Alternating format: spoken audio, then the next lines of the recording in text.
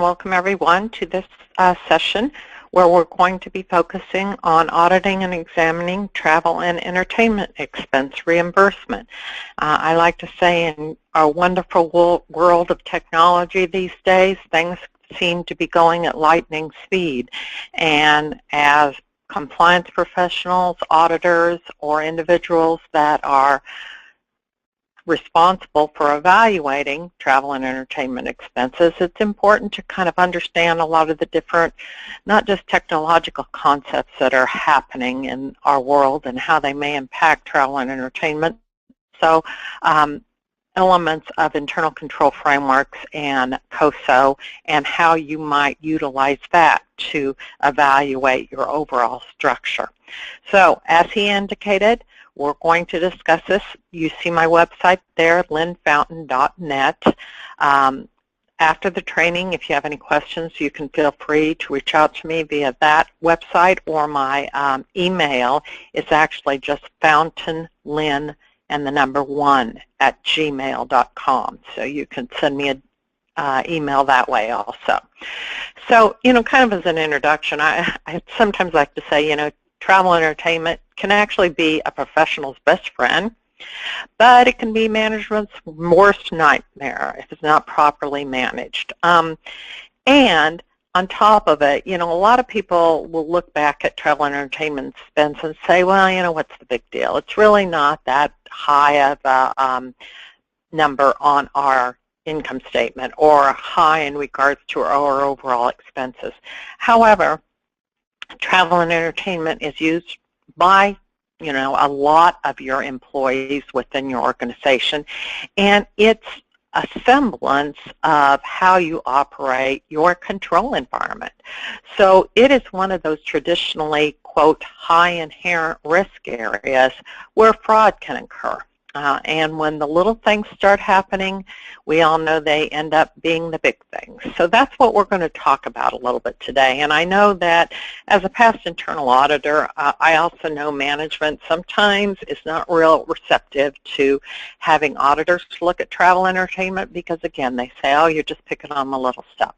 But what we're going to talk about today is where some of those things might be, and at least how to proactively talk to management about them and to get an idea of where to look to best focus your efforts so that, quote, you aren't picking on the little things. So as I say, sometimes auditors will shy away from evaluation of T&E just because management sometimes won't take observation seriously. I was in a position not all that long ago where I was head of internal audit for a company, and we were asked by the CEO specifically to evaluate executive expenditures of his direct reports.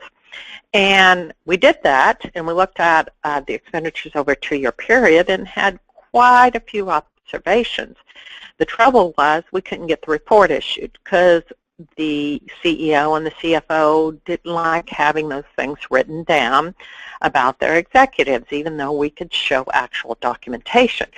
So it kind of became a catch-22 for us because, they asked us to look at it. We're showing them various elements that were either not properly controlled, some expenses that were questionable, others that were downright just wrong. So that's why I say auditors will shy away from it. You have to really understand what management's intention is when they ask you and make sure you're prepared for how you're going to deliver the information. So in today's world of transparency and increasing frauds, travel and entertainment can be a very important component of maintaining proper internal controls because it does impact how your organization views its control environment, and it also can reflect on aspects of your culture. So with that in mind, I am going to talk a little bit today about how travel and entertainment is an important component of the control environment, and you can utilize this information when management gives the pushback about, you don't need to look at T&E, or hey, you're picking on the little things. I'm going to correlate it to, yeah, it might be the little things, but sometimes the little things end up combining and aggregating up, as we know. I'll talk about areas of use that sometimes will go unnoticed by professionals, by auditors, by the organization. We'll talk about red flags and data analytics for travel and entertainment. I'm going to talk a little bit about the increasing role of technology, both from an aspect of how travel and entertainment expenses are incurred, but also how auditors or compliance professionals or management can actually utilize technology to stay on top of those expenditures that are being incurred and look at them proactively. And then we'll talk a little bit about some procedures for evaluating travel and entertainment, and then speaking to management about identified issues. So travel and entertainment as a part of our control environment. You know, I said in the start, you know, and I've got up on this slide, have you heard this before? Management will say, travel and entertainment is such a small percent of revenue, why are you wasting your time on it? Or, hey, we trust our employees. We hire good people. They're not going to take us for something. Or we have policies and procedures in place with the right authorization so everybody knows what they're supposed to do and what they're not. And we put it in our people's hands to handle and manage things appropriately. Or how bad could it really be? And my favorite one is when the auditors will say, well, it's no way any impact could be significant to financial reporting. And hey, that's what we're worried about, isn't it? So if you've heard those things before, you know that it is one of those areas that sometimes is difficult to look at. But as I said, there's so many reasons in today's world why it's important that organizations stay on top of their travel and entertainment, and that employees understand what the roles are, what the protocols are, what is appropriate, what's not appropriate, and that someone's looking. Because oftentimes if employees just understand that their expenditures are going to be reviewed, and it's not just that quick sign-off by their manager, then they'll be a little bit more cautious with stuff.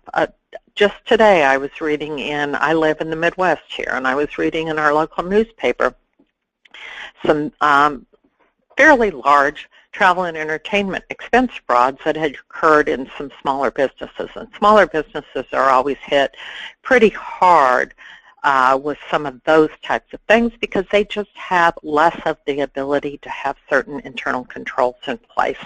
And it's always, quote, the long-time trusted person that has done something or created expenditures or paid themselves or done something with trips or other types of fraud that you don't expect will happen. But again, it happens often because if you think about the fraud triangle and what it represents, it happens because normally the person has the opportunity. And that often is what occurs in regard to travel and entertainment expense. Even with a very large company, often we don't put as many controls in place because of management's reaction that, oh, it's a small, percent of our overall expenses, or we trust our employees. So all those statements that I said, they have varying elements of truth. Sure, you hire good people, you expect to trust them, but again, if you have people in your organization for 10, 15 years plus,